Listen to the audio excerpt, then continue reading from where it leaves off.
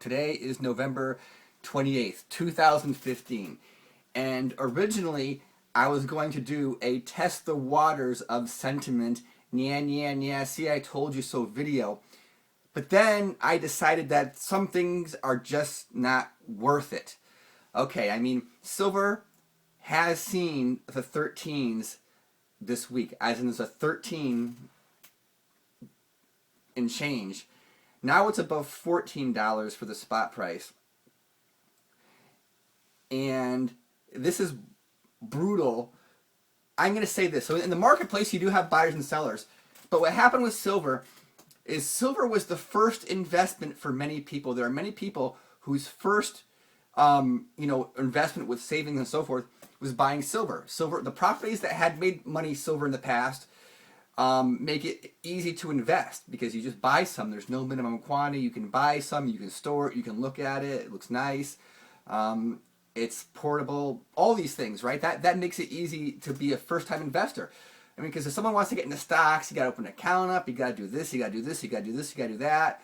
And it's kind of abstract and all these things. And with silver, you just go out and buy some. That's your investment. And there are a lot of people whose first foray into the financial markets has been buying silver.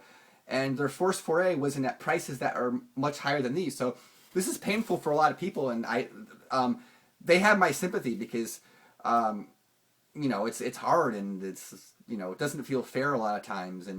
But that's the key thing is these markets are like never fair. They're always hard and there's always like quote unfair.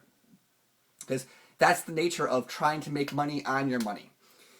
If you got some wealth and you want to increase your wealth simply because you have wealth, that takes risk or work or something. It takes something, and that's where things can get rough. I mean, it's like if you had silver and the price doubles and you sold it, you just doubled your wealth without doing anything in like the quote real world. I mean, you took a risk, but I mean, you are hoping that you can take your money and make money because you have money. And that has some whole kinds of biblical aspects about it. We're trying to make money on money and da-da-da-da. So, now going back to silver and stories of, manipulation and so forth. Well, look at the precious metals. And when you go to Kitco, you see 5 precious metals. On the bottom of the list is rhodium. Rhodium is trading at $7.10 for the bid. The ask is $8.10. What does that mean? That means that if you want to sell your silver, you get $7.10. If you want to buy it, it costs you $8.10. That's if you use Kitco, because any two people can agree on a price. It's anything they want to agree on. Kitco, who has the rhodium, they're saying that if you want to buy my rhodium, I'll charge you $8.10, but if you want me to buy it from you, I'll pay you $7.10, because they got to make a spread in between. That's how they're doing it for profit. These exchanges, they're not there to lose money, and so that's how that works. But going back to the price of rhodium, look at the price of rhodium. Rhodium got smashed so much worse than silver. Yet there's no rhodium ETFs. There's no quote really paper rhodium. There's no rhodium contracts. I mean, rhodium. Silver, they say, oh, there's ETFs and there's naked shorting, blah, blah, blah. But look at silver and rhodium. Rhodium got smashed much, much more than silver, and yet rhodium pretty much does not have these derivatives like silver does. So, I mean, as far as theories about silver being manipulated, how come what about the other metals? I mean, platinum's taking a pretty big beating also. Is there some conspiracy against platinum? Is there some conspiracy against rhodium? I mean, if you want to paint that brush, I mean, if you're painting a brush on precious metals, you got to paint all the precious metals. I know there's this other stuff talking about silver, but I'm digressing. So the point I want to say is that I did do some videos, and when silver was about 30 and Eric Sprott was doing the rounds, that was in early 2013 when silver was around 30.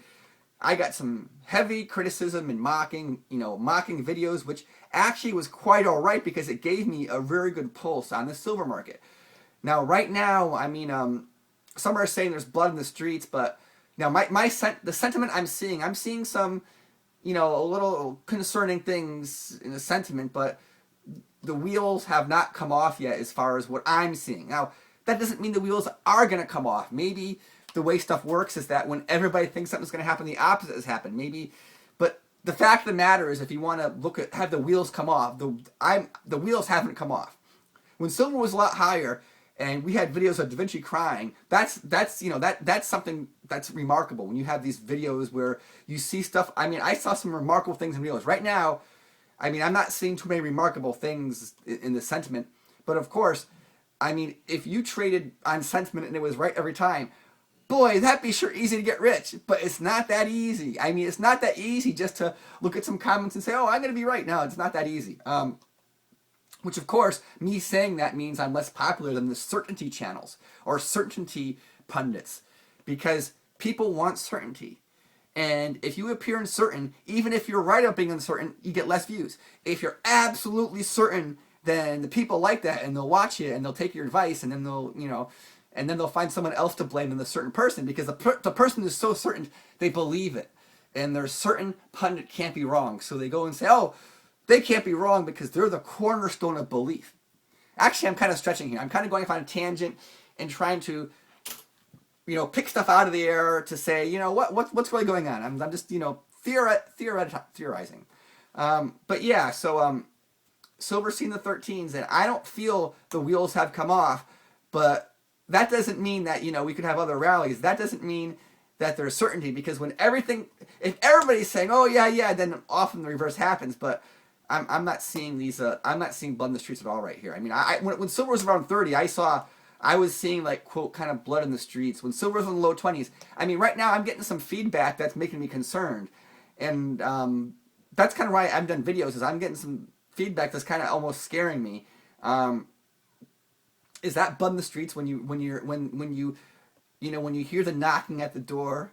Is that the blood in the streets, or is it blood in the streets when you open the door and the guys there with the hockey mask and the chainsaw? Is that the blood in the streets, or is it blood in the streets when the guy puts the chainsaw to you? Maybe that's the blood in the streets. Okay, I'm digressing. But thanks for watching, and everybody be well. And yeah, there's a lot of pain going on, and we just gotta, sorry.